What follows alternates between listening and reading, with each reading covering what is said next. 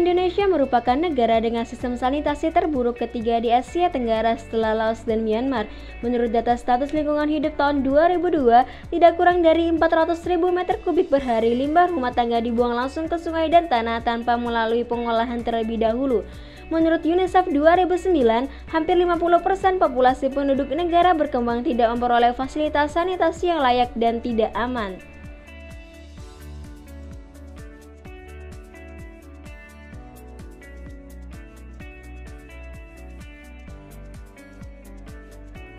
Di Indonesia, akses air bersih belum dapat dirasakan oleh seluruh warga.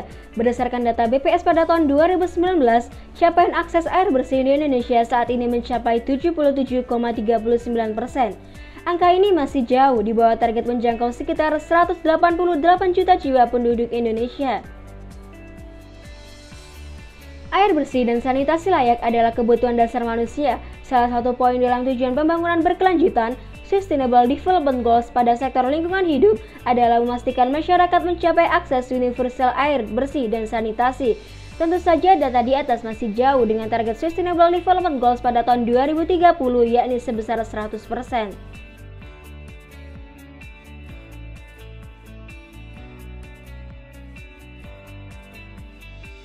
Gunung Kidul merupakan salah satu daerah di Provinsi Daerah Istimewa Yogyakarta yang kerap mengalami kekurangan air bersih. Kondisi geografis wilayah pesisir yang dekat dengan sungai menyimpan potensi untuk bisa memanfaatkan air sungai tersebut untuk dijadikan air bersih. Sementara itu, mengonsumsi air yang mengandung zat kapur berlebih tidak baik untuk kesehatan karena dalam jangka panjang dapat menyebabkan penyakit seperti batu ginjal. Melihat permasalahan yang ada, maka tim Gamawara yang beranggotakan Vicky Nur Hidayatullah, Raihatul Jannah, dan Hafiz Maulana Ihsan menghadirkan sebuah inovasi baru yang inovatif, kreatif, dan solutif. Melalui sistem penjernihan air sungai dan pemanen air hujan yang terintegrasi dengan elektrolisa, lahan basah buatan, dan energi terbarukan sebagai rujukan untuk pengembangan agar terciptanya pemerataan air nasional.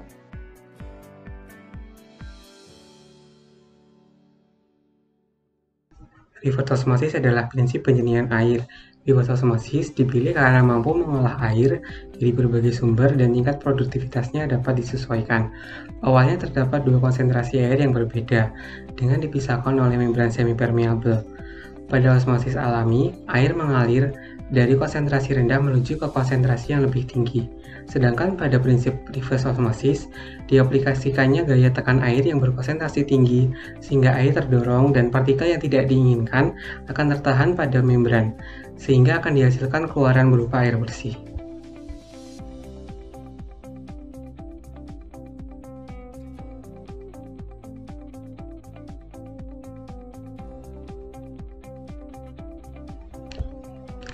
Pemanen air hujan dengan menggunakan atap bangunan umumnya merupakan alternatif dalam memperoleh sumber air bersih yang membutuhkan sedikit pengolahan sebelum untuk digunakan dalam keperluan kesehari-hari. Sistem ini terdiri atas 4 komponen, yaitu sistem penangkap, sistem filter, sistem penampung dan monitor, serta sistem untuk pengairan.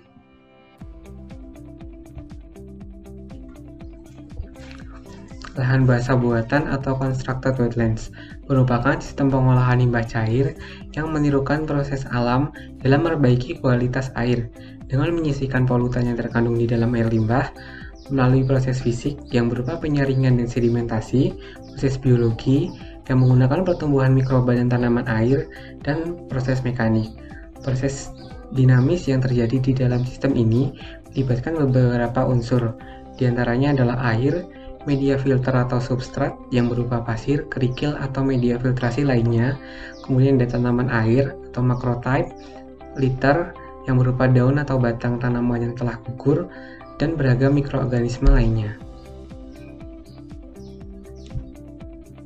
Spesifikasi alat dalam sistem perancangan ini terdiri atas mesin reverse osmosis 500 JPD, panel surya 100 watt power, baterai 12 volt 40 ampere hour, dan turbin angin sebesar 200 watt.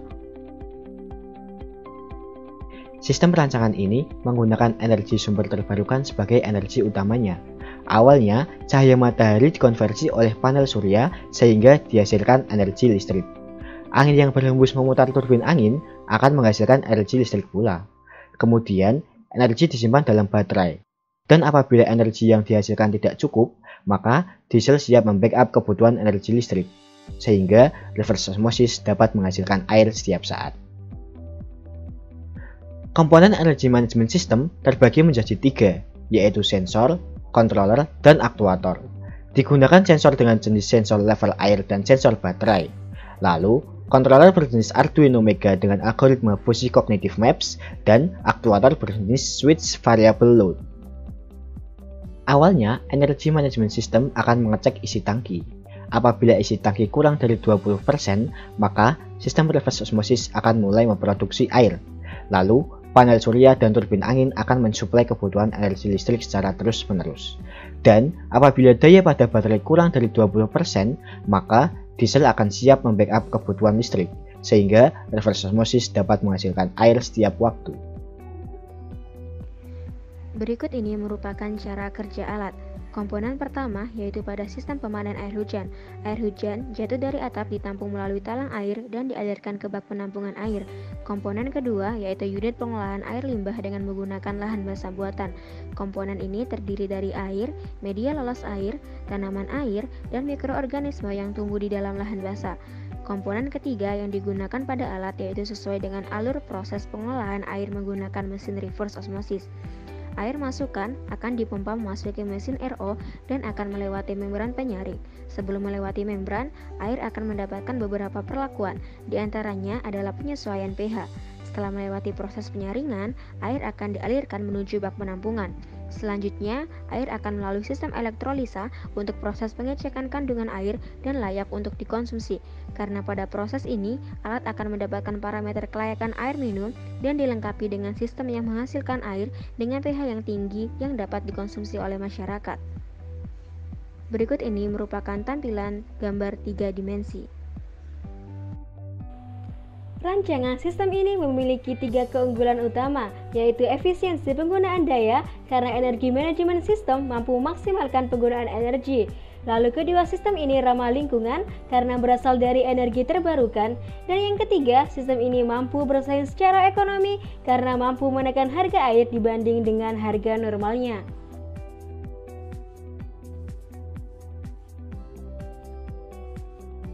Rancangan sistem ini memiliki potensi yang sangat baik karena mudah diimplementasikan di hampir seluruh daerah di Indonesia, dapat digunakan sebagai implementasi sistem terintegrasi air bersih di masyarakat, serta sistem ini memiliki peluang komersialisasi yang menjanjikan.